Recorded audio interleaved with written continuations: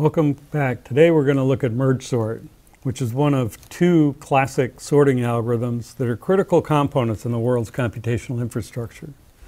We have a full scientific understanding of the properties of these algorithms, and they've been developed as practical system sorts and application sorts that have been heavily used over the past 50 years. In fact, Quicksort, which we'll consider next time, was honored as one of the top 10 algorithms of the 20th century in science and engineering. In this lecture, we're going to look at Mergesort, which is the basic sort in plenty of different programming systems, including Java. Next time, we'll look at Quicksort, which is also used in Java for different applications. All right, so basic Mergesort algorithm, what's it going to look like? The idea is very simple. What we're going to do is divide an array into two halves, recursively sort each of the halves, and then merge the result. That's the overview of Mergesort. It was actually one of the first non-trivial algorithms implemented on a computer. John von Neumann realized in the development of his EDVAC computer, one of the first general-purpose computers, that he was going to need a sorting method, and he came up with Mergesort. He's widely credited as being the inventor of Mergesort. So the idea of Mergesort is based on the idea of merging. And so to understand how merging works, we'll think about the idea of an abstract in-place merge. So we've got an array A, and its first half is sorted, and its second half is sorted. And the computation we need to perform is to replace that with the sorted array where those two subhalves are merged together. Let's look at a demo.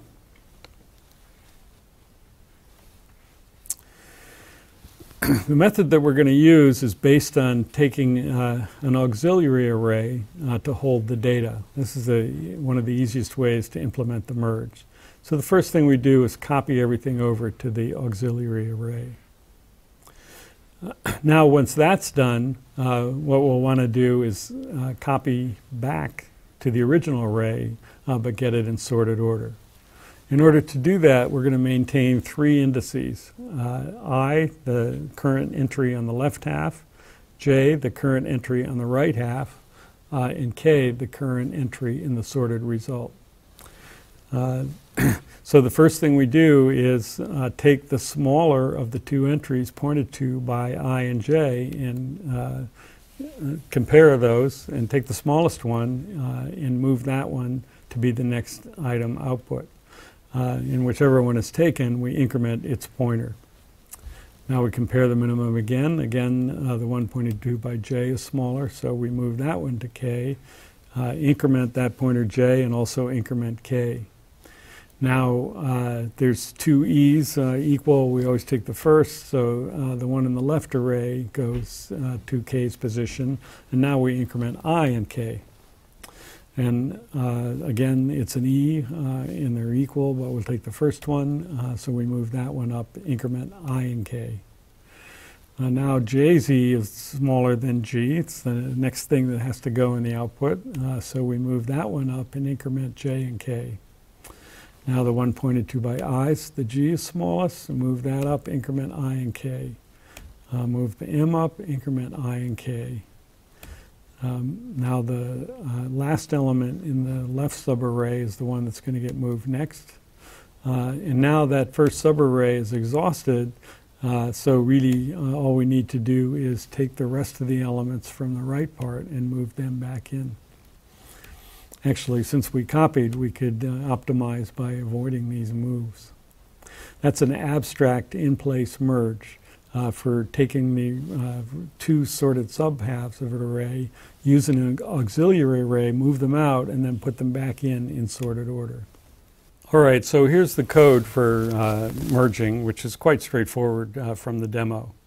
We first, in order to sort an array of comparables. In this implementation, we pass a link to the auxiliary array in as well. And we have three arguments: low, mid, and high. So low is the first part of the array to be sorted. Mid's the midpoint that divides the first part from the second. So our conditions are that from low to mid is sorted, and from mid plus 1 to high is sorted. So the merge implementation, then the first thing it does is copy everything over to the auxiliary array. And then that sets up for this for loop that accomplishes the merge. We start our I pointer at the left part of the left half, the J pointer at the left part of the right half, that's mid plus 1, and we start the K pointer at the beginning low. And for every value of K, what we're most often doing is comparing whether aux of J is less than aux of I. And if it is, we move the element at J over in increment J. If it's greater, we move the element I over in increment I. And then in both cases, we increment A, and that increment K, and that implements the merge. If the I pointer is exhausted, then we just move over the J, next Jth element. If the J pointer is exhausted, we move over the next Ith element. So every time we're moving a new element into K, and that's the code that implements the abstract in-place merge. Now, with this code, we're also introducing the idea of making assertions just to make it easier to debug in our code and to have confidence that it's correct. In this case, this insertion just says we want to be sure that A of low to mid is sorted and that mid plus 1 to high is sorted before our code, and then we want to check that the whole thing is sorted after our code. And generally, Java programmers know that it's a good idea to try to do these assertions. Not only does it help detect bugs, but it also documents what the code is supposed to do, and that merge code is a good example of this. If you put at the beginning of the code what you expect in the form of an assertion, which is code itself, and you put at the end of the code what you think it's going to do, again in the form of an assertion, you're both testing that these conditions hold and also telling someone reading the code what you're trying to do with it. So Java is just an assert statement, and it takes a Boolean condition. In this case, we're using that method is sorted that we wrote before that returns true if the part of the array is sorted and false if it's not. And what assert will do is it'll throw an exception unless that condition is true. Now the thing about assertions in Java is that you can enable or disable them at runtime. And that's really important because it means that you can put them into your code to check while developing, but it doesn't incur any extra costs at all in production code. So by default, assertions are disabled. Something goes wrong, somebody analyzing the situation can enable insertions, and they often will help find out what the problem is. So the best practice is to use insertions just as we did in that example with merge, and to assume that they're not going to be there in production code. So you shouldn't use them for things like checking if the input is the way you like it. All right, so with that merge implementation, then the sort implementation is a quite simple recursive procedure shown here. So we use the merge procedure we just showed, and then our sort procedure, it's recursive, so checks that we have something to do first. Then it computes the value of the midpoint, same way as we did for binary search. Sort the first half, sort the second half, and then merge them together. And then the actual sort takes just the one argument of the array, creates the auxiliary array, and then uses that. Now, it's important to not create the auxiliary array in the recursive routine, because that could lead to extensive cost of extra array creation.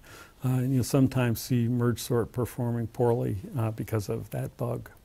Otherwise, this is a very straightforward implementation, and it's actually a prototype for algorithm design that we'll see come up again and again. It's called divide and conquer. Solve a problem by dividing it into two halves, solving the two halves, and then putting the solutions together to get an appropriate answer. Here's a trace of what Mergesort does, and if you haven't studied a recursive program before, it's worthwhile studying this thing in some detail. This gives exactly what happens during each of the calls to merge. We start out with a big problem to solve, but we divide it in half, then we divide that one in half, and then we divide that one in half. And the very first thing that we actually do is just compare and exchange, if necessary, the first two elements. And then we do the same thing for the next two elements, then merge those two together to get the first four done. And then we do the same thing for the next four in the array. So now we have two sorted subarrays of size 4. We merge those together to get one of size 8. And then we do the same thing on the right. And eventually we have two 8s that we merge together to get the final result. Very instructive to study this trace to really understand what this recursive algorithm is doing. So now we can animate. And again, Mergesort's more efficient, so we can do more and more items.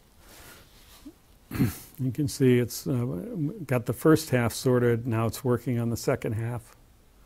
And then once it gets the second half sorted, then it's going to go ahead and merge them right together to get the sorted result. And it's got a little extra dynamics in the animation because of the auxiliary array. Let's look at it when it's in reverse order. Again, it gets the first half done. Now it's working on the second half. Once it gets the second half done, then it goes ahead and merges together the whole thing. It's just as fast on reverse ordered as in arbitrary order. So you can run Mergesort on huge problems. It's a very efficient algorithm. And so, for example, what this table shows, if you were to try to use insertion sort for a huge file, say a file of 1 billion elements on your PC, it'd take a few centuries to finish. Even on a supercomputer, if you're using insertion sort, nowadays it'd maybe take a week or more. But if you have a good algorithm like Mergesort and you're trying to do 1 billion items, you can do it in just less than half an hour on your PC, and a supercomputer can do it in an instant. And smaller problems only take an instant even on your PC. So you can spend a lot of money or a lot of time, or you can use a good algorithm. And that's one of our main themes in this course. A good algorithm is much more effective than spending money or time, wasting money or time using a bad one. So let's look at the analysis of Mergesort. That's a bit of math, but very instructive because this really shows the power of the divide and conquer method and allow us to take a problem that was taking us quadratic time with methods like insertion and selection sort and get it done in n log n time with Mergesort. So that's the proposition. Mergesort uses at most n log n compares and 6 n log n array accesses to sort any array of size n. And the way to prove this proposition is to, from examining the code, to write down what's called a recurrence relation. And all that is, it's a mathematical reflection of what's going on in the code. If we're sorting n items, then let C of n denote the number of compares that we need to sort the n items. In order to get that done, we're sorting the left half and the right half. There's notation ceiling of n over 2 and floor of n over 2. That's the n over 2 round up, n over 2 round down. That's the size of the two subarrays. And we're going to call the same routine for that size, so the number of compares you need for that is C of n over 2. ceiling event over 2 for the left and floor event over 2 for the right. And then for the merge, we need at least, at most, n compares. If neither one exhausts, we need exactly n compares. And so, and that's true as long as n's bigger than 1. If there's only one thing, we're not doing any compares at all. So this is a mathematical formula that we derive by examining the code, but it completely describes mathematically an upper bound on the number of compares that are going to be needed. And similarly for the number of array accesses, if you count up the number of times you're accessing an array for a merge, it could be at most 6n. So these are mathematical formulas, and there's techniques for solving them, and we won't go into that. This is not a course in discrete mathematics. But what we can do is show how to solve the recurrence when n is a power of 2. And then it turns out that it holds for all n, which we can prove by induction from the recurrence. So if you have this recurrence, which is similar to the ones that we're talking about, it's exactly the same when n is a power of 2. Let's look at this one. If d of n is 2d of n over 2 plus n, with d of 1 equals 0, then d of n equals n log n. And we'll look at 3 proofs of that, just assuming that n is a power of 2. If n is a power of 2, then n over 2 is also a power of 2, so the recurrence makes sense. So this is just a graphical representation. If we want to compute d of n, we want to compute d of n over 2 twice. So that's 2. And then the extra cost for the merge is n, but if we're going to do this twice, then we have 2 n over 2s. Whoops. We have 2 n over 2s.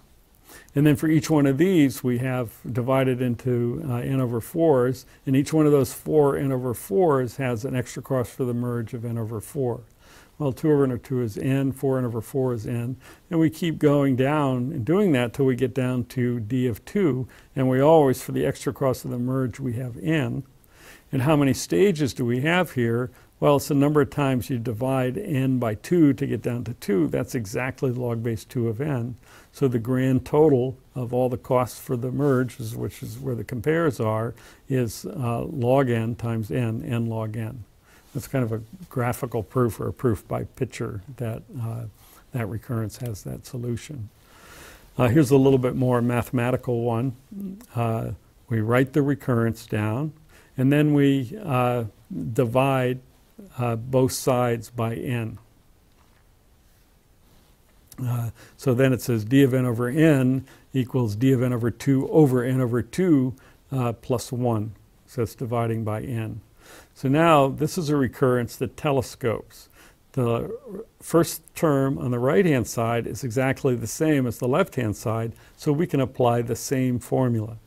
And all it does is divides by 2 again and then throws out another 1. And we keep doing that until we get down to d of 1, which is 0. And when we've done that, we've thrown out log n 1s. So we get d of n over n equals log n, or d of n equals n log n. That's another proof by expansion.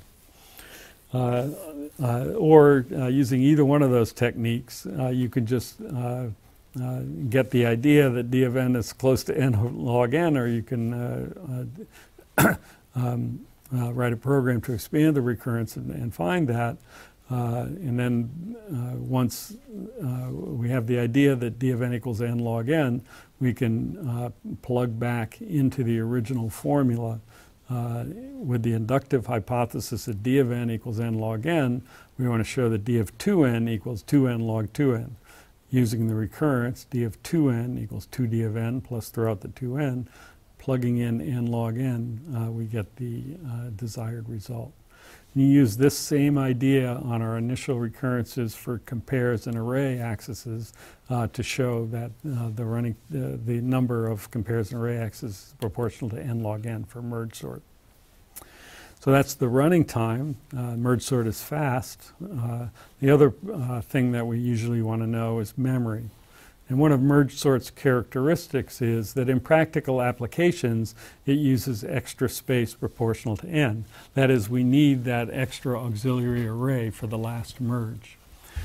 We took two sorted subarrays and we talked about an abstract in-place merge, but we didn't have an actual in-place merge. We were using an extra subarray.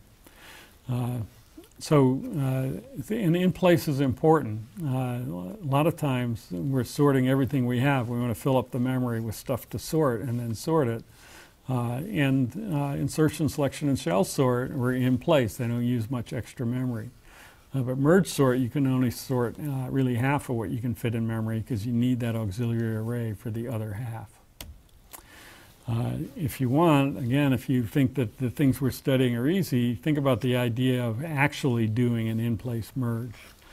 People have come up with methods for getting this done, so it's theoretically possible, but the methods are generally too complex to be useful in practice, and they're not used.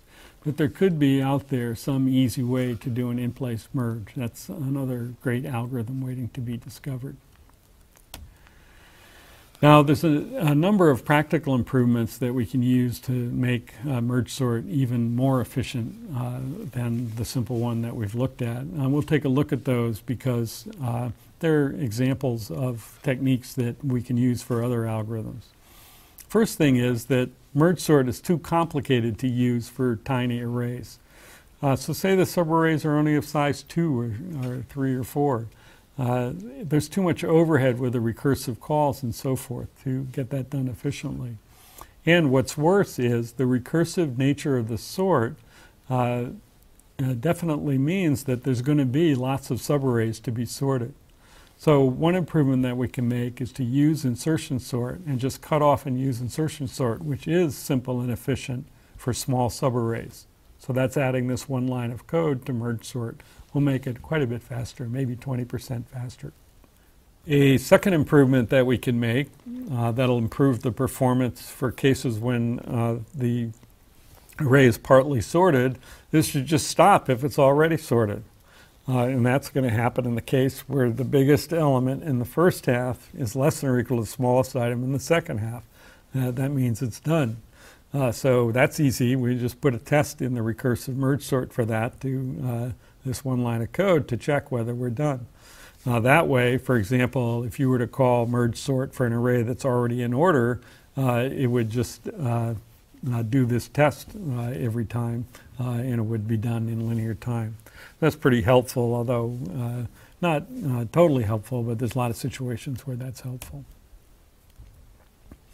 The other thing that's possible to do, and it's a little mind-bending, so recommended only for experts, is to save a little bit of time. You don't really have to copy over into the auxiliary array. You can kind of switch the role of the input in the auxiliary array every time you make a recursive call. You still need that array, but you can set up the code in this way, which to sort an array, put the result in the other one. To merge an array, put the result back in the first one. So it's a recursive argument switchery to get the job done. And it's effective. It means you don't have to actually move items. And that saves a little bit of time. So here's a visualization of what the practical merge sort might look like. And this is with a big cutoff to small subfiles. You get a visual feeling of how this sort gets the job done. It sorts the first little chunk and then the next little chunk and then merges those together and so forth and so on. A good visual representation of how merge sort gets its job done. That's the basic merge sort algorithm that we're going to look at different versions of next.